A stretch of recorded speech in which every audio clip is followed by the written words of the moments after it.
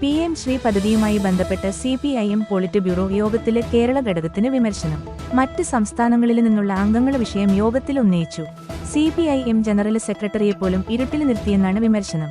ഇന്നലെ സമാപിച്ച polit bureau യോഗത്തിലെ വിമർശനത്തിന്റെ വിവരങ്ങളാണ് പുറത്തുവന്നിരിക്കുന്നത്. തിരുവനന്തപുരം തൃക്കണ്ണാപുരത്ത് BJP പ്രവർത്തകന് ആത്മഹത്യ ചെയ്തു. തൃക്കണ്ണാപുരം സ്വദേശി ആനന്ദ് കെ തമ്പിയാണ് മരിച്ചത്. സ്ഥാനാർത്ഥി നിർണയത്തില് തഴഞ്ഞതിലുള്ള മനോവിഷമത്തിലാണ് ആത്മഹത്യയെന്നാണ് സൂചന. ഇദ്ദേഹത്തിന്റെ ആത്മഹത്യാക്കുറിപ്പില് BJPക്കെതിരെ ഗുരുതര ആരോപണങ്ങളാണുള്ളത്. തന്റെ ഭൗതിക ശരീരം പോലും ഒരു BJPക്കാരനെയും കാണിക്കരുതെന്ന് ആത്മഹത്യാക്കുറിപ്പില് പരാമർശിക്കുന്നുണ്ട്. മരിക്കുന്നതിന് തൊട്ടുമുൻപ് ആനന്ദ് സുഹൃത്തുക്കൾക്ക് അയച്ച ആത്മഹത്യാ സന്ദേശത്തില് BJP നേതൃത്വത്തിനെതിരെ ഗുരുതര ആരോപണങ്ങളാണുള്ളത്.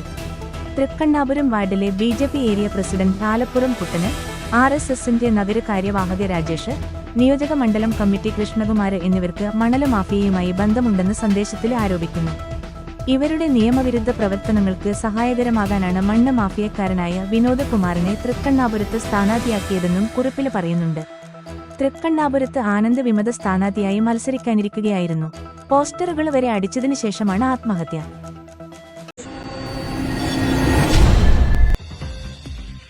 പാലത്തായിയിൽ 4ാം ക്ലാസുകാരിയെ പീഡിപ്പിച്ച കേസിൽ BJP നേതാവ് K പത്മരാജന് ജീവപര്യന്തം തടവും പിഴയും. പോക്സോ കുറ്റങ്ങളിൽ 40 വർഷം തടവും ശിക്ഷ വിധിച്ചിട്ടുണ്ട്. തലശ്ശേരി അതിവേഗ പോക്സോ കോടതിയുടേതാണ് ശിക്ഷാവിധി. കേസിൽ BJP നേതാവും അധ്യാപകനുമായ K പത്മരാജൻ കുറ്റക്കാരനെന്ന് കോടതി ഇന്നലെ കണ്ടെത്തിയിരുന്നു. ഏറെ സന്തോഷകരമായ വിധിയാണെന്നും പ്രതിയായ K പത്മരാജൻ ആദ്യം പോക്സോ കുറ്റത്തിലെ തടവ് അനുഭവിക്കണമെന്നും പബ്ലിക് പ്രോസിക്യൂട്ടർ പറഞ്ഞു. മരണം വരെ ജീവപര്യന്തം തടവു ശിക്ഷയും 1 ലക്ഷം പിഴയുമാണ് കോടതി വിധിച്ചത്. രാഷ്ട്രീയ വിവാദം കൂടിയായ കേസിൽ പരാതി വ്യാജമാണെന്നും SDPI ഗൂഢാലോചനയെന്നുമായിരുന്നു BJP ആരോപണം. 5 തവണ അന്വേഷണ സംഘത്തെ മാറ്റിയ കേസിൽ സംസ്ഥാന സർക്കാരും പ്രതിരോധത്തിലായിരുന്നു.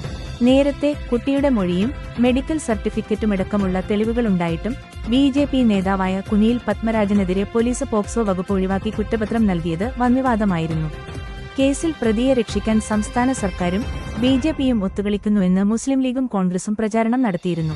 2020 ജനുവരി 15-നും ഫെബ്രുവരി 2-നും ഇടയിൽ സ്കൂളിലെ ബാത്റൂമിൽ വെച്ച് പ്രായപൂർത്തിയാകാത്ത പെൺകുട്ടിയെ പീഡിപ്പിച്ചെന്നാണ് കേസ്.